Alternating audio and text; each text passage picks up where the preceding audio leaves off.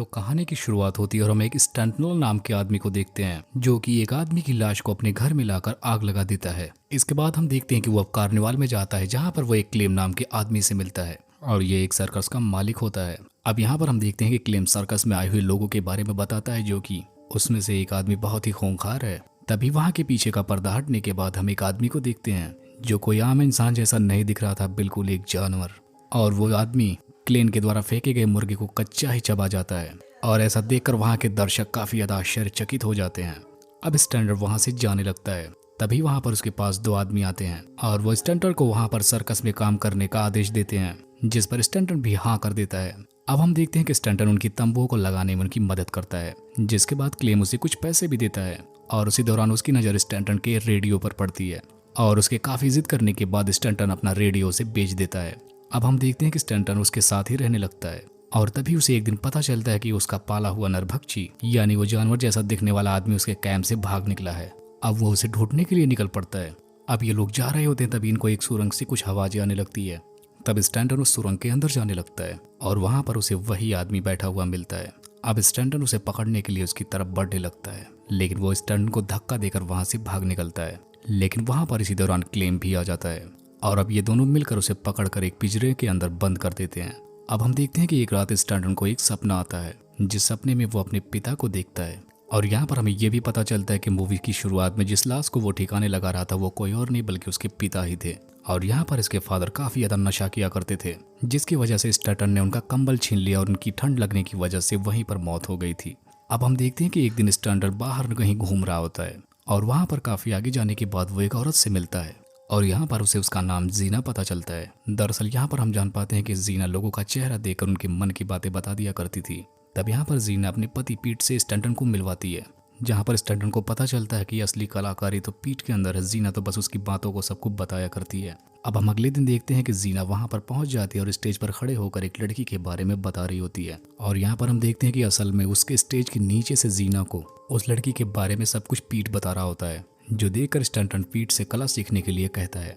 और यहाँ पर पीट उसे सिखाने के लिए तैयार भी हो जाता है और यहाँ पर वो उसे उसकी साइड इफेक्ट के बारे में भी बताता है, जिसमें वो अपनी जान तक को खो सकता है। अब हम देखते हैं कि स्टैंटन जा रहा होता है, तभी रास्ते में उसे क्लेम मिलता है और उसे वो अपने कमरे में लेकर जाता है और वहां पर वो जार में रखी हुई बहुत सारी अजीब चीजों को दिखाता है।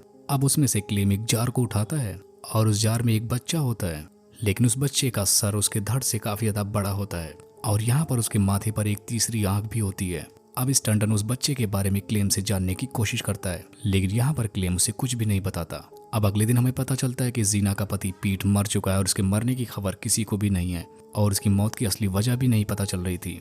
दरअसल यहाँ पर हमें पता चलता है कि स्टैंटन ने पीट को एक नकली शराब की बोतल दी थी, जिसको क्लेम ने नरभक्षी को देने के लिए मंगाया था। अब इधर हम देखते हैं कि स्टैंटन पीट की दिमाग पढ़ने वाली किताब चुपके से चुरा लेता है और वहां से भाग जाता है और अब वो उस किताब की मदद से सबके मनों को पढ़ने में काबिल हो जाता है। अब वो फौरन मौली से मिलता है और वो खुद का भी एक शो बनाना चाहता था और उसकी इस बात पर मौली तैयार भी हो जाती है।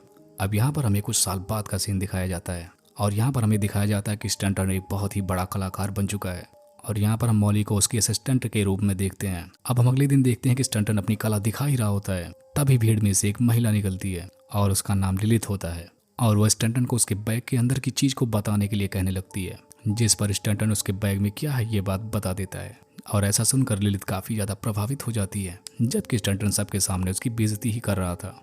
अब हम देखते हैं कि स्टैंटन वहां से निकलकर फौरन लिलित के ऑफिस में पहुंच जाता है, जहां पर वो लिलित से किसी इजरा नाम के आदमी के बारे में पूछने लगता है। तब यहाँ पर लिलित उसे बताती है कि इजरा बहुत ही खतरनाक आदमी है। अब हम देखते हैं कि स्टैंटन इजरा के पास जा रहा होता है। अब वहां पर पहुंचते ही गार्ड स्टैंटन की तलाशी लेकर उसे एक चेयर से बांध देते हैं और इस कारण वो यहाँ पर काफी घबरा भी जाता है। अब इसके बाद हम देखते हैं कि यहाँ पर उसके सामने वही आदमी इजरा आ जाता है, जो उसे यहाँ पर बताता है कि ये कुर्सी झूठ पकड़ने वाली मशीन है। अब इसके बाद इजरा उससे बहुत सारे सवाल करता है। अब यहाँ पर स्टैंटन सवालों के सही जवाब देता है, जिससे उस पर इजरा को विश्वास हो जाता है। अब यहाँ पर स्टैंटन इजरा को किसी लड़की की आत्मा के बारे में बताने लगता है और वो बताता है कि वो आत्मा उसके आसपास ही रहती है और वो उस लड़की का नाम डोरी बताता है और ऐसा सुनकर इजरा को स्टैंटन पर और भी ज्यादा यकीन हो जाता है। अब हम देखते हैं कि स्टैंटन वहां से लिलित के पास आता है और उससे डोरी के बारे में और भी ज्यादा जानकारी लेने को कहता है, लेकिन यहाँ पर लिलित उसे मना करके जाने लगती है। अब हम देखते हैं कि स्टैंटन उसके ऑफिस की एक नकली चाबी बनवा लेता है और रात में उसके ऑफिस के अंदर जाकर इजरा के बारे में पढ़ने लगता है और वहां पर वो इजरा की तस्वीर को देखता है, जो कि एकदम मौली की तरह होती है। अब यहाँ पर हम देखते हैं कि स्टैंटन इजरा को डोरी के बारे में फिर कुछ बातें बताने लगता है, जिस पर इजरा डोरी की आत्मा को बुलवाने के लिए कहने लगता है, वरना वो उसे जान से मार डालेगा। अब ऐसा सुनकर स्टैंटन काफी ज्यादा घबरा जाता है। तब यहाँ पर इजरा उसे कुछ पैसे भी देता है ताकि वो उसे डोरी से मिलवा सके। अब इधर हम देखते हैं कि स्टैंटन लिलिथ के ऑफिस में पहुंच जाता है, जहां पर वो उसे बताता है कि इजरा ने उसे धमकी दी है, जिस पर लिलिथ उसे कहती है कि मैंने तुम्हें पहले ही समझाया था। अब इसके बाद स्टैंटन इजरा के दिए हुए पैसे को रखकर अपने घर चला जाता है।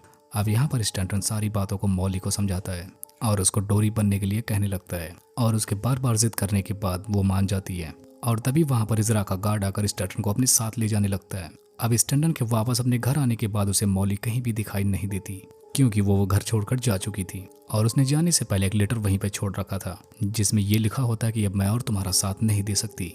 अब ऐसा पढ़कर वो सीधे रेलवे स्टेशन की तरफ जाता है और वहां पर हम देखते हैं कि मॉली अपनी गाड़ी का इंतजार कर रही होती है। तब यहाँ पहुंचकर स्टैंटन उसे बताता है कि अगर तुमने मेरी मदद नहीं की तो मैं मारा जाऊंगा। अब ऐसा सुनकर मॉली उसकी मदद करने के लिए तैयार हो जाती है।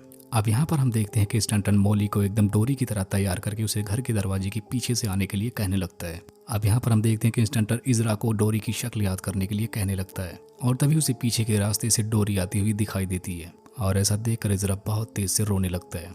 लेकिन डोरी के पास जाते उसे सब कुछ साफ साफ समझ में आ जाता है कि ये सब कुछ स्टैंटन की चाल है। इसके बाद वो फौरन मॉली पर हमला कर देता है और यहाँ पर स्टैंटन मॉली को बचाते हुए इजरा की जान ले लेता है। अब ऐसा देखकर इजरा का गार्ड्स उन पर गोलियां चलाने लगता है, लेकिन वो वहां से कैसे भी करके बचते हुए वहां से भागने लगते हैं। अब ये लोग थोड़ी दूर जाने के बाद मॉली गाड़ी से उतरकर दूसरे रास्ते से जाने लगती है, क्योंकि अब वो स्टैंटन का साथ नहीं देना चाहती थी। अब हम देखते हैं कि स्टैंटन फौरन लिलिथ के पास जाता है ताकि वो अपने पैसे उससे लेकर शहर जा सके, लेकिन यहाँ पर लिलिथ उसके सारे पैसों को गायब कर देती है। तब स्टैंटन इस बारे में लिलिथ से सवाल करता है, जिस पर वो बताती है कि तुमने अपने शो में सबके सामने मेरी बेइज्जती की थी और उसी का बदला लेने के लिए मैं ऐसा कर रही हूँ। अब यहाँ पर स्टैंटन गुस्से में आकर उसका गला दबाने लगता है, लेकिन इतने में लिलिथ अलार्म बजा देती है, जिसकी वजह से गार्ड्स अंदर आकर स्टैंटन पर गोलियां चलाने लगते हैं। अब स्टैंटन घायल हालात में उनसे किसी भी तरीके से बचते हुए एक ट्रेन के अंदर आकर घुस जाता है। अब हम देखते हैं कि उसको इसी ट्रेन में छुपे हुए काफी दिन गुजर जाते हैं और यहाँ पर स्टैंटन अपने गुनाहों को याद करके माफी मांग रहा होता है। अब हम देखते हैं कि एक दिन स्टैंटन को एक कागज मिलता है जिसमें एक सर्कस के बारे में लिखा होता है। तब स्टैंटन उसी सर्कस के मालिक से किसी नौकरी के लिए सवाल करता है, लेकिन उस सर्कस का मालिक उसे वहां से जाने के लिए कहने लगता है। लेकिन इसी दौरान स्टैंटन उसके सामने बहुत जोर जोर से रोने लगता है, जिस पर तरस खाकर उस सर्कस का मालिक उसको नरभक्षी की नौकरी दे देता है, जिसके बदले वो उसे खाना और उसके रहने की जगह देगा। अब स्टैंटन ये नौकरी करने के लिए मान जाता है और वहां पहुंचकर वो अब उस नकली शराब को पीने लगता है, जिसकी वजह से उसका दिमागी संतुलन बिल्कुल बिगड़ जाता है। और इसी को दिखाते हुए इस मूवी का यहीं पर एंड हो जाता है।